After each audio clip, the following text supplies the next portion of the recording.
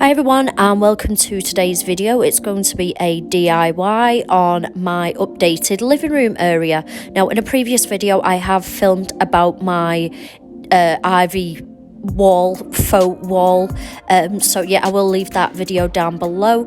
But apart from that, I was just feeling like my living room was looking a little bit tired.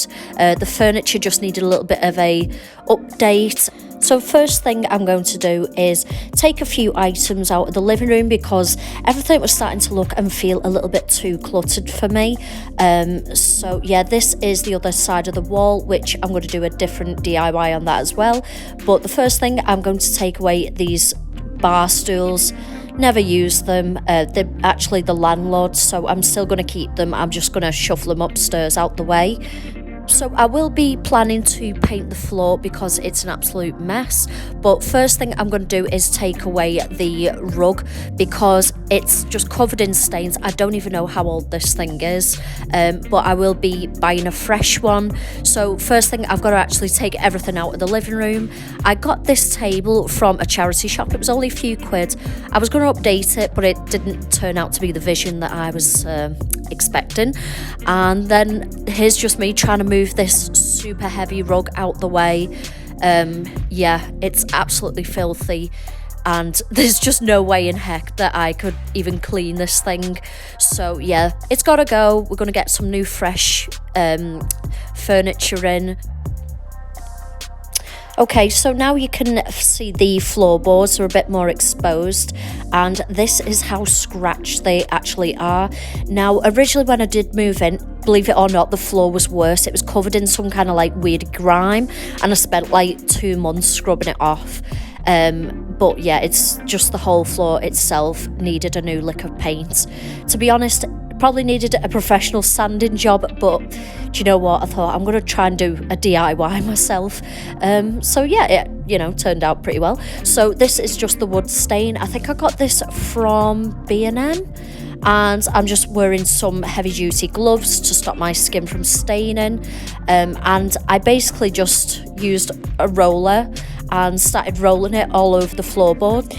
Also, the floor had loads of these little white spots, which was, by the looks of it, old paint. I had to pick these off individually. So yeah, the floor itself did take about a whole day to do, just the living room. Now in this clip, this is the before of the floor. Yeah, super scratched, not looking too hot.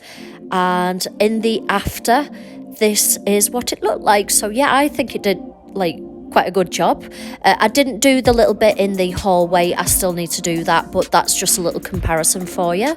And now my brand new table came, and I'm going to wave goodbye to that one. Did me proud for a few pounds.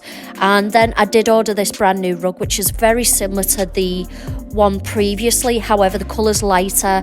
I just think it looks a bit more modern as well.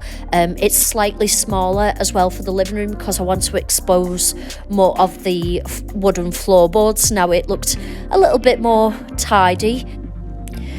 So if you are interested in any of the items that I use in this video, I will try and link them down below if I can find them. Like some things when I did move in, that it's already a landlord, so I don't know where he's got the stuff from.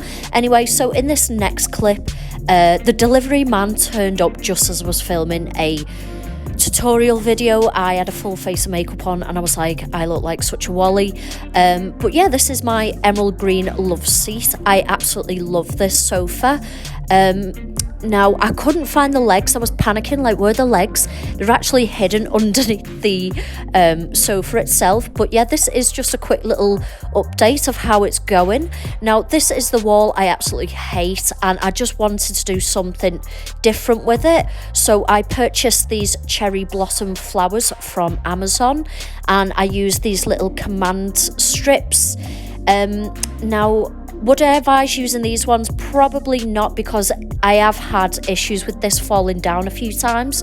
So I'd definitely say get some bigger command strips. But yeah, as you can see, this is the kind of vibe I was going for. So now I just wanted to, I didn't even make it even more fabulous, sod it. I got some pink fairy lights from Amazon. Now I do wish I got them longer because I think this was like a meter or something. And I just weaved it in between the cherry blossom. And with the little flowers that did fall off, I just kind of stuck them back to the twigs just to cover any bits that I didn't like. But there will be a full video made. I'm currently in the process of making it, how I did this cherry blossom wall. And this is the completed cherry blossom wall. It's obviously very quirky. I personally like this kind of look. I know it's not for everybody, but I just love feeling super cozy in my home. It definitely feels a lot more modern now that I've got a few new furniture pieces. Obviously, not all of this is mine, some of it is the landlord's, but I did take a few things off my shelves because beforehand it was just feeling a little bit too cluttered because it's such a busy wall at the back. But now I have a little bit of space to appreciate every little item that I have.